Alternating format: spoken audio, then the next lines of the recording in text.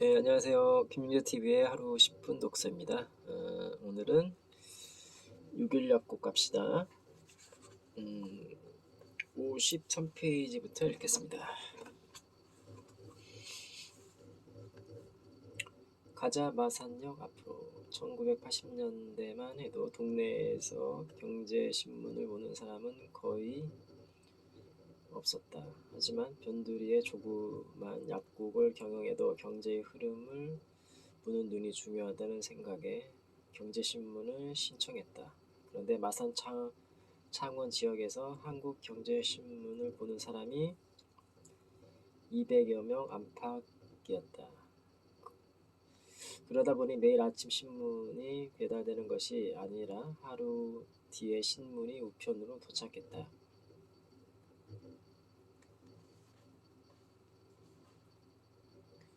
그러던 어느 날 경제신문에서 유통업체의 대명사라 불리는 월마트에 관한 기사를 보게 되었다. 마이카 시대를 맞이하여 시내가 아닌 도시 외곽에 창고형 마트를 지어 성공했다는 내용이었다. 당시 나는 변두리의 소형 약국을 벗어나 시내 중심가에서 큰 약국을 경영하는 것이 꿈이었다. 내가 원하는 약국을 경영하기 위해서는 3년간의 수입을 한 푼도 쓰지 않고 모아야 할 정도의 금액이 필요했다. 녹록지 않은 현실이었으나 때가 되면 번화가로 옮기려고 생각하고 있었다. 그러던 차에 접한 월마트 기사는 신선한 충격이었다. 굳이 시내를 고집할 필요가 없구나. 외곽에 있는 대형 약국도 성공할 수 있겠다는 생각이 들었던 것이다. 마침 마산역 앞에 5개의 점포를 가지고 있는 약사 선배와 동업할 기회가 생겼다. 지금의 마산역이야 우수상권에 속하지만 1994년의 마산역은 열차 이용객도 그리 많지 않은 한산한 곳이었다. 나는 주위 사람들에게 마산역 앞에 약국을 내면 어떻겠느냐고 물어봤다. 하지만 사람들은 인적이 드문 역 앞에 대형 약국을 열었다가는 본전도 못 건질 것이라며 만류했다. 가까운 동네 약국을 두고 누가 약을 사러 그 먼 곳까지 오겠느냐는 것이다. 하지만 대한민국도 마이카 시대가 열리고 있었다. 고객 유치의 관건은 분명 주차가 될 터였다. 마침 확장 이전하려는 약국의 위치가 마산역 앞이니 드넓고 한적한 기차역을 공용 주차장으로 마음껏 이용할 수 있지 않겠는가. 게다가 자동차 시대가 열릴 때 마산역은 더없이 좋은 교통의 요지였다. 최상의 조건이라고 할 수 있었다. 주위의 만류에도 마음의 결정을 내렸다. 하지만 사람들 말처럼 약 하나를 사러 누가 그 먼 곳까지 나올까 하는 의구심도 들었다. 그렇다면 방법은 단 하나, 시장 조사다. 자전거를 타고 약국을 오픈할 인근을 돌며 가구 수와 유동인구를 파악했다. 새벽은 물론 한밤중까지 수시로 시장조사에 열을 올렸다. 건널목 앞에 서서 지나다니는 사람의 수를 30분 단위로 체크해 기록했다. 근처에 있는 20층 대형 빌딩을 방문해 상주 근무 인원과 내방 인원은 몇 명인지 층별로 일일이 인터뷰를 하고 노트에 적어 나갔다. 시장조사 결과 최악의 경우까지 고려하더라도 최저 생존은 가능하다는 확신이 생겼다. 보통은 내부 공사와 인테리어가 끝날 무렵 간판을 달게 마련이다. 하지만 나는 인테리어 공사에 앞서 간판부터 주문하였다. 약국을 열기 한 달 전부터 조명을 최대한 밝게 설치하고 날이 저물면 간판불을 바로 켜서 밤새도록 약국 오픈을 알리기 시작했다. 드디어 오픈 당일 한적한 마산역 주차장에 손님들이 물밀듯이 몰려왔다.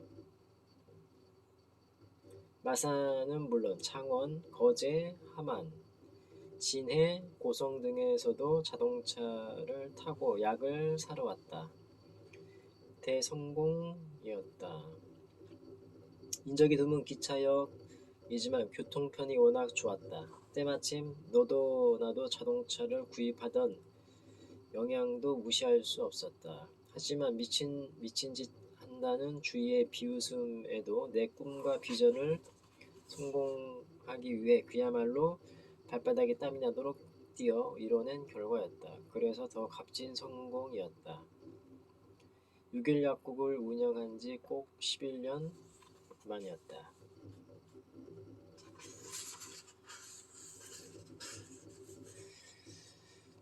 약사님은 한방 공부 중.